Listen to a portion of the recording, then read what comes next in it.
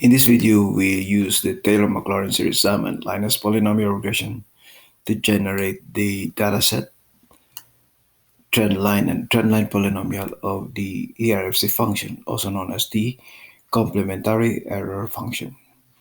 So we begin with the error function, which is equal to array formula, ERFC of the x values. And we'll chart this. Insert chart.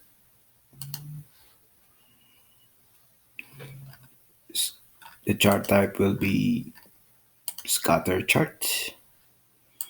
We'll show the trend line,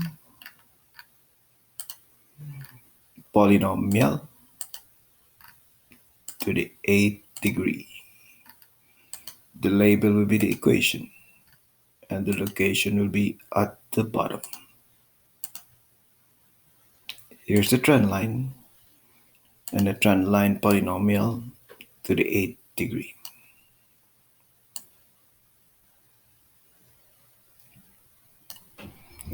We calculate this polynomial regression coefficient using LINEST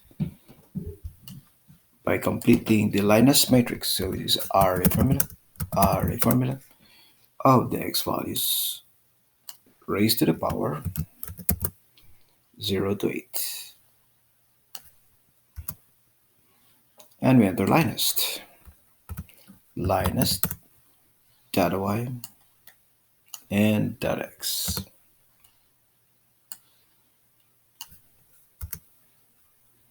So our trend line and the trend line polynomial.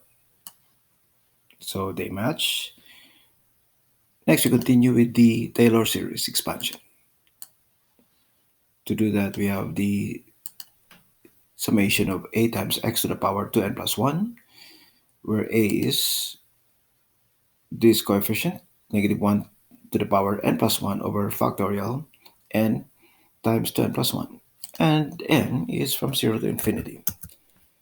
In this case, because it's only an approximation, 16 is good enough. We continue with the series sum. So array formula, series sum of the x values raised to the power 2n plus 1, where 2n plus 1 starts from 1 incremented by 2, because our values of n is from 0 to infinity incremented by 1, and that is 2n. And the coefficient will be this range. Now we continue with the coefficients, which is equal to, let's see how it looks like now. Oh, we have to show the polynomial, the trend line.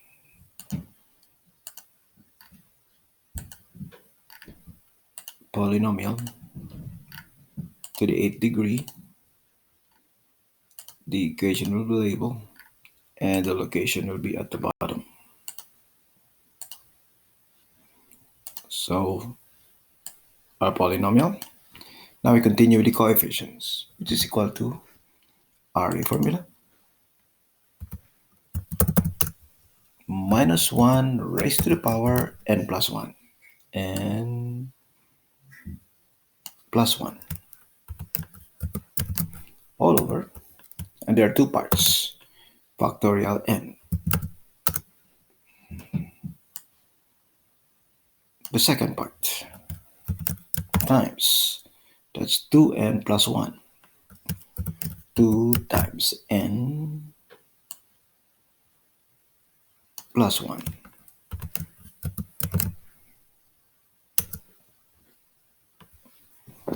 So here we have in red for the expansion. Next, we calculate the regression coefficient using LINEST. So this is equal to r LINEST data y and data x.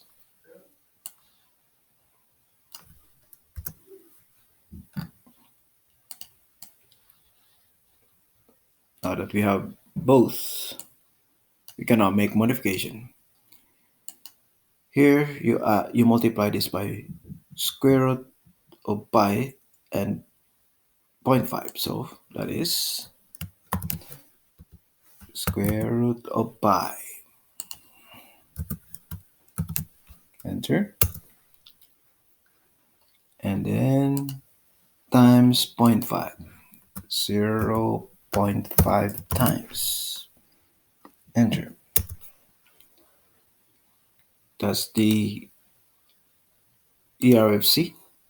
Next, the one on the right, you have the red one.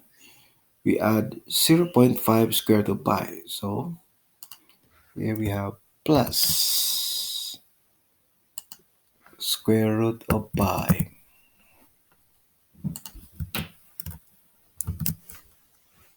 Enter. And multiply 0.5 times the square root of pi. Now they are all on the same trend line. Their values are the same. Their trend line equations, the polynomial equations are also the same. The regression coefficients, 0.886, they're the same. Negative 0.997, negative 0.997, this is 0 because this is very small. 2.55 times 10 to the minus 16, 3.94 times 10 to the minus 16, 0.313 x cubed, this is 0.313 x cubed, 0x to the fourth, this is 6.62 times 10 to the minus 16, 7.81 times 10 to the minus 16.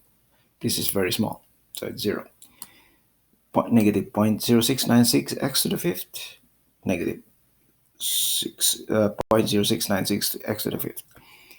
0x to the sixth, this is 3.64 times 10 to the minus 16, negative 3.85 times 10 to the minus 16. It's very small.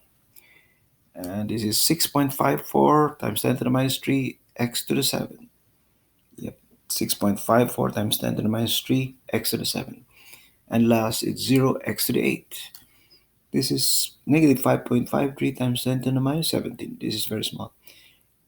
5.36 times 10 to the minus 17. This is very small. This completes the use of array formula, LINEST Polynomial Regression, and Taylor-Maclaurin series sum to generate the polynomial and trend line of the complementary error function, or ERFC.